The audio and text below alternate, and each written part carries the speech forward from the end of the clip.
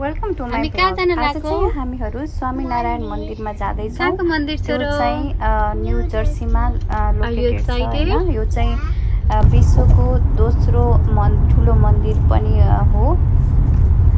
Asia भन्दा बाहिर चाहिँ सबैभन्दा ठुलो मन्दिर भनेर चिनिन्छ। अमेरिकामा त ठुलो मन्दिर हो नै। एकदम राम्रो मन्दिर छ। पहिला हामी गएको थियौँ हैन।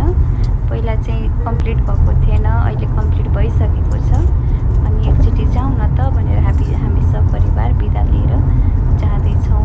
हामी चाहिँ अहिले बाटोमा छौँ। न्युयोर्कबाट न्यू जर्सी जाँदैछौँ। बच्चाहरूसँग रमाइलो हुँदैछ। मौसम पनि धेरै राम्रो छ। हामी न्युयोर्क सिटी पुगिसक्यौँ। वातावरण राम्रो छ, मौसम राम्रो छ, अनि दृश्य राम्रो छ। यो चाहिँ न्युयोर्कको दृश्य हो। सबै कुराहरू मैले भिडियोमा एड गर्न सकिनँ। मैले चाहिँ त्यहाँ भएको राम्रो दृश्यहरूलाई मैले भिडियोमा कैद गर्ने प्रयास गरेको छु। यो चाहिँ न्युयोर्कबाट न्यू जर्सी जाँदाखेरिको दृश्य हो। अनि यो चाहिँ पुल, अनि पुलबाट मैले यताउता खिच्ने प्रयास त गरेँ तर देखिनँ, खासै राम्रोसँग क्लियर आएन। मलाई ड्राइभिङमा साह्रै आनन्द लाग्छ। नयाँ दृश्यहरू देख्न पाइन्छ, विकास देख्न पाइन्छ, विभिन्न प्रकारका मान्छेहरू देख्न पाइन्छन्, विभिन्न प्रकारका नौलो कुराहरू पनि देख्न पाइन्छ हैन। म हजुरहरूलाई अहिले एकछिनमा चाहिँ न्युयोर्कमा चाहिँ त्यो तलबाट बाटो छ, माथिहरू कति ठुलो बिल्डिङहरू छ भनेर पनि देखाउनेछु। यो भिडियोको अन्तिमतिर छ। हामी चाहिँ अब एकछिनमा मन्दिर पुग्न आँटिसकेका छौँ। मैले चाहिँ बाटोमा अलि धेरै भिडियो बनाएँ। बाटोको दृश्यलाई बढी कैद गरेको छु मैले।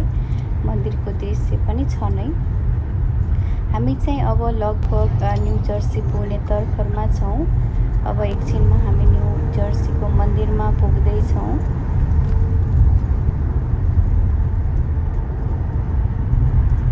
भिड हुनसक्छ भनेर बाटोमा चाहिँ बच्चाहरूसँग केही गीतहरू बनाउँदै, बच्चाहरूलाई मनोरञ्जन दिँदै म चाहिँ बच्चाहरूको खुसीमा आफ्नो खुसी खोज्दै हिँडिरहेको छु।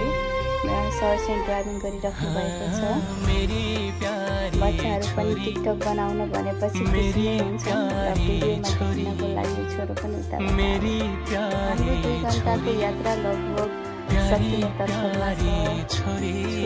टायर भइसकेको छ जस्तो लाग्छ। तिमीलाई बसमा बस्दाखेरि एक्सपिरियन्स कस्तो भइरहेछ? यो चाहिँ बसमा बाबुलाई बसमा चढ्ने साह्रै ठुलो मन्दिरमा बसमा पुगिसकेपछि कस्तो लाग्यो भनेर म सोध्दैछु। अहिले चाहिँ मन्दिर पुगिसक्यो। यो चाहिँ एकदम ठुलो मन्दिर छ। त्यो घामले गर्दा यति क्लियर आएन। यो चाहिँ पुगिसकेपछिको सानो दृश्य। यो चाहिँ इन्ट्रान्सको भनौँ हैन। इन्ट्रान्समा चाहिँ यस्तो राम्रो छ। धेरै कुराहरू लेखेका छन्।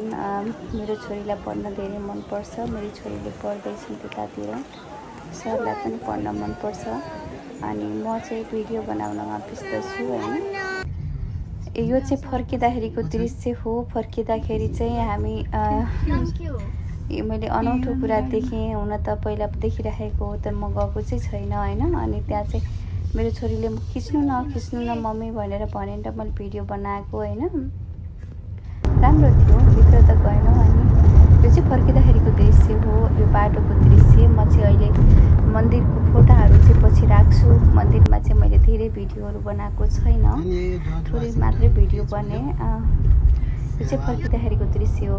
यहाँ हो मैले हजुरहरूलाई अघि भनेको थिएँ नि, तल बाटो माथि बिल्डिङहरू। एकचोटि राम्रोसँग निहाल्नुहोस् त, माथि बिल्डिङहरू कति ठुलो बिल्डिङहरू खडा भएको छ भने तलतिर बाटो छ है। यहाँ कर्नरबाट पनि देखिन्छ कि भनेर म हेर्दै थिएँ, देखिएन।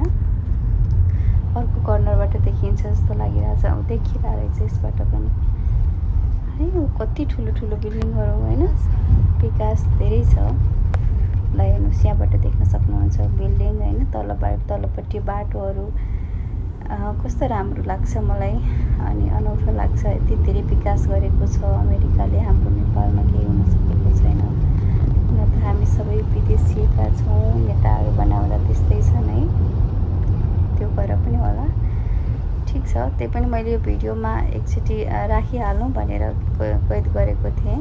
अब हाम्रा चाहिँ यिनी मन्दिरभित्रका तस्बिरहरू हुन्, भिडियोहरू हुन्। यो चाहिँ रियल मन्दिर हो। त्यसको गेटको पछाडिपट्टि यो चाहिँ मन्दिर मैले यसमा चाहिँ भिडियो एउटा सानो भिडियो क्लिप गराएको पनि छु अहिले आउँछ होला त्यो हैन यो चाहिँ मेरो हस्बेन्ड खुसी भएर जिउनुस् यहाँ साँझ मात्र होइन जिन्दगी पनि ढल्किरहेको जस्तै चम्किनु अँध्यारोमा चमचम सफलताले चुमिरहु तिम्रा हरेक कदम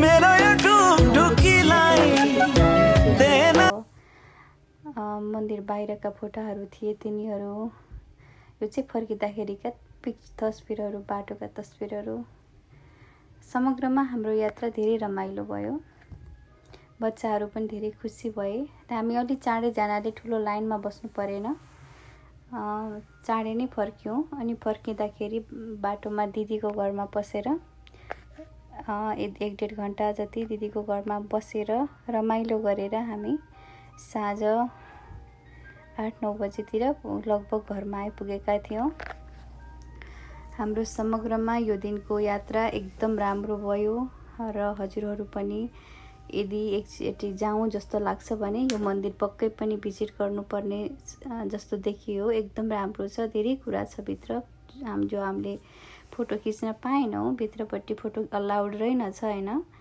एकदम राम्रो छ साथीहरू अब हजुरहरू जुनसुकै ठाउँमा हुनुहुन्छ भने पनि एकचोटि न्यू जर्सीको मन्दिरमा चाहिँ पाल्नु होला एकदम राम्रो छ रमाइलो छ दिउँसोतिर चाहिँ एकदम भिड हुँदो रहेछ हामी चाहिँ अलि चाँडै गएर भिड चाहिँ भएन थ्यांक यू एभ्रीवान